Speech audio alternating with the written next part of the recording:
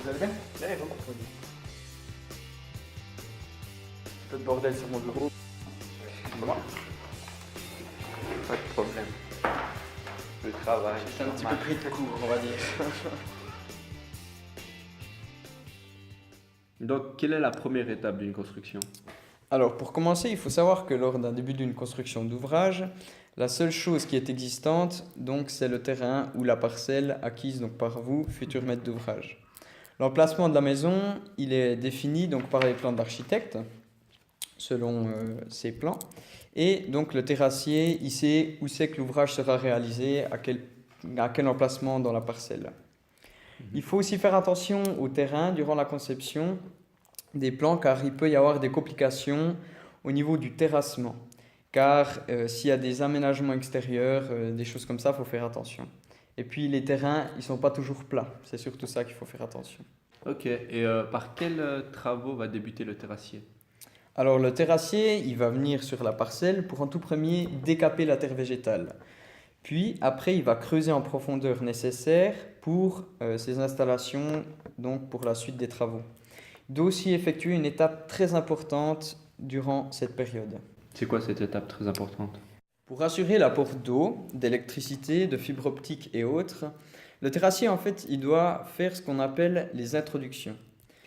Il amène ses conduites jusqu'à l'emplacement voulu de la maison, et puis normalement, ces conduites, elles se trouvent sous la route communale. Ok, et lorsque le terrassier a fini ces deux étapes, il a fini le travail? Oh non, son travail ne s'arrête pas là, bien sûr. Bien au contraire, il a encore du pain sur la planche. Selon les plans et calculs des architectes et ingénieurs, il faut généralement construire des fondations qui vont permettre au bâtiment de tenir. Il existe une multitude de types de fondations, comme les pieux, les fondations ponctuelles, les fondations linéaires et plein d'autres. Mais la plus courante de nos jours est la fondation hors-gel, du radier hors-gel. Le terrassier, il va venir creuser les trous ou tranchées selon les types de fondations choisis. Et pour le radier, il doit préparer une planie. Vous parlez de planie, c'est ça?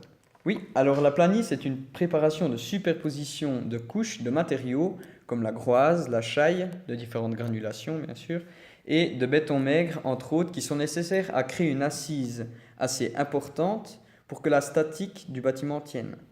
Et pour notre maison de présentation, nous avons opté pour la solution du radier avec fondation hors gel.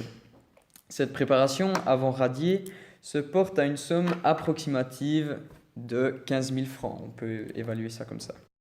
Vous parlez de fondation hors gel. C'est quoi la fondation hors gel? Alors, on utilise ce terme pour signifier qu'une fondation ou autre est enterrée sous la surface du sol et ne sera pas atteinte par le phénomène du gel. Cette norme est utilisée pour les fondations car sous l'effet du gel, elle pourrait bouger et donc remettre en cause la statique du bâtiment. Ok. Pour définir la hauteur, on peut utiliser un moyen indicatif très simple qui est 100 mètres d'altitude vaut 10 cm hors gel. Mais dans notre région, en plaine, on applique généralement 80 cm de hauteur.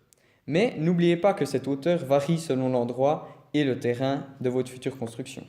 Ok, et alors que reste-t-il comme travail à ce gentil terrassier? Suite à la préparation des fondations, il doit couler le béton à l'intérieur et toute la problématique des canalisations n'a pas encore été réglée. Oui, le terrassier s'occupe des canalisations qui se trouvent sous radier. Il doit les raccorder au secteur communal. Il doit aussi poser un drainage qui suivra le tour de la maison. Quoi? Un drainage, c'est un tuyau qui est sous terre et qui permet de récupérer les eaux de pluie qui s'infiltrent dans le sol. On évite par ce procédé que les eaux ne soient pas stockées sous le bâtiment et provoquer des problèmes. Pour la pose de ce drainage, on compte environ un prix de 60 francs par mètre courant. Ok, merci pour ces informations. Maintenant que les fondations et que la planie sont faits, le maçon succède au terrassier. Donc, un changement d'ouvrier. Ok. Mais ceci n'est pas une fatalité car il peut y avoir des arrangements différents. La chose suivante à faire est donc le radier. Ok. Alors, si j'ai bien compris, le radier est une sorte de grande plaque de béton posée sur les fondations. Alors oui, le principe est correct, mais il n'y a pas que du béton dans le radier. On y trouve aussi plein d'autres éléments, tels que des tuyaux, de la ferraille pour la statique, des câbles et d'autres objets techniques. Plein d'artisans seront en application lors de cette étape du radier. Les électriciens, pour le passage des tubes d'introduction électrique de la maison, est une étape qu'il ne faut pas oublier, celle de la mise à terre. C'est un circuit de câbles métalliques qui va dévier la foudre en dehors de la maison. Ok. Ces câbles doivent impérativement être reliés avec tous ces éléments métalliques situés à l'extérieur du bâtiment, comme par exemple les chaîneaux, les descentes et autres. Mais nous ne sommes pas encore autant avancés. Restons au principe du radier.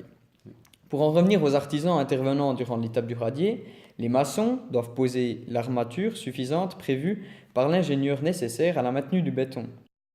Les installateurs sanitaires sont aussi de la partie pour poser leurs tuyaux d'amenée et de sortie d'eau dans la maison.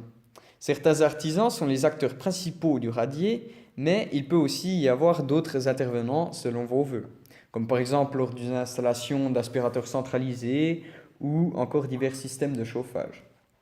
Pour en finir, le maçon va venir couler le béton et va donc clore la partie sous terre de votre maison. Pour vous donner une fourchette de prix, si nous prenons notre maison de présentation, nous arrivons à une somme d'environ 100 000 francs pour ce chapitre complet. Ok, bah alors merci pour toutes ces informations sur ces travaux cachés et merci. Mais de rien, tout le plaisir était pour moi.